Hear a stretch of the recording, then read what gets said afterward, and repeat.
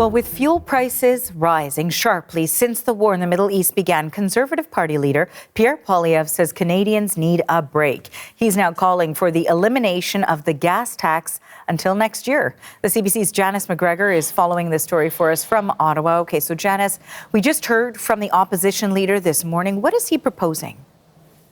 Of course, gas prices, always a talker, right? Especially for a populist politician like Pierre Poilievre, even when there isn't a war on, heading into a long weekend with higher cost summer gas just on the horizon. Frequently, a lot of beefs about the price of gas every spring. But Poilievre here is returning to a fairly familiar theme for the opposition leader: affordability, the price of everything going up. And because of the pain at the pumps that is at least somewhat attributable to the supply crunch around the world because of the war in Iran, he has a new reason to bring back something he has proposed before, which is tax relief on the portion of the price of gas that does become revenue for the federal government. Not forever, but he's suggesting between now and the end of 2026 to give people a bit of a holiday. So to break that down, you have a 10% excise, 10 cent per liter rather,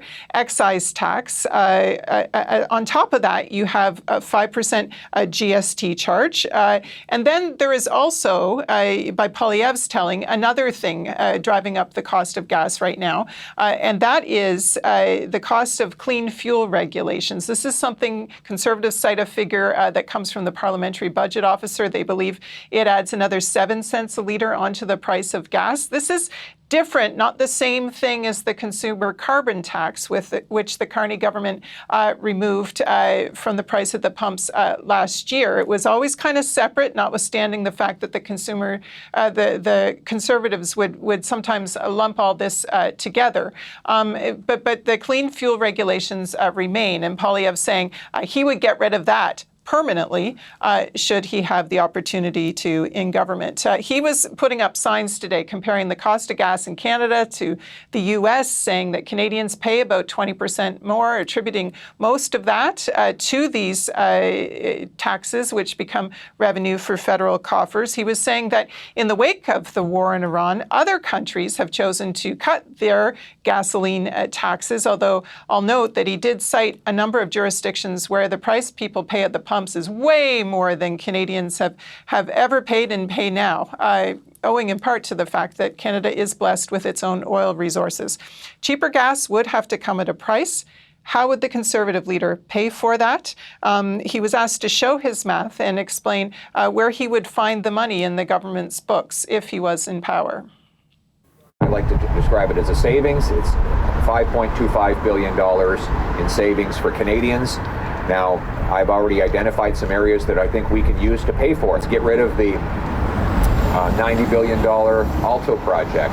Let's get rid of the gun buyback that is targeting law-abiding farmers, hunters, and sport shooters. Mr. Carney's brought in $90 billion of net new spending measures above and beyond his promised savings and beyond what Trudeau was already spending. So what I'm saying is for basically 1/20th of that, he could eliminate all taxes on fuel. Of course, that gun buyback program, the deadline for people who wanted compensation was yesterday. I think that horse might be out of the barn, might be hard to get that money back. But what's new for him is something he was emphasizing earlier this week: Conservative opposition to the high-speed rail project, Alto, which he says would save some $90 billion that could then be put into tax savings. That figure may be a bit in dispute, but it is interesting to see him cite that now as a place where he would go to find the money for the tax cut agenda that Conservatives continue to champion. You know, Janice, you and I were speaking while the Prime Minister was in Quebec earlier this week, and he was asked about gas tax. So wondering how likely it is that this proposed cut appears in the fiscal update. Yeah, and here's the interesting thing, because when Carney was asked about that on Tuesday, he didn't entirely say no, even if he didn't say a complete and full yes to the extent that perhaps the opposition leader would suggest here. Take a listen to what the Prime Minister said Tuesday. In the context of fiscal realities, other measures we've taken to improve affordability, the persistence of the potential oil price, the higher gas price. So we have to take all of that into account, and we will we'll have a fiscal event in the spring with the spring update, and that would be the right time to fully answer that question. So I don't know if that's a maybe or a hint or just not wanting to completely say no right now. We don't have a date for when that economic update is coming, although it would presumably be in the next few weeks now that we're into April.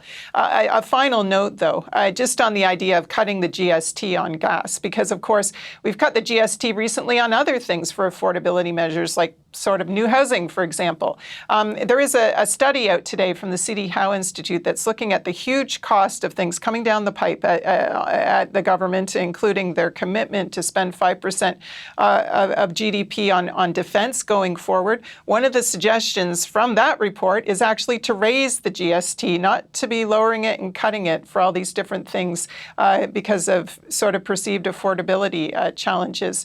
The money has to come from somewhere, and it is interesting to see these dual pressures to both raise the GST and cut it at the same time. Janice, thank you for this. That's the CBC's Janice McGregor in Ottawa.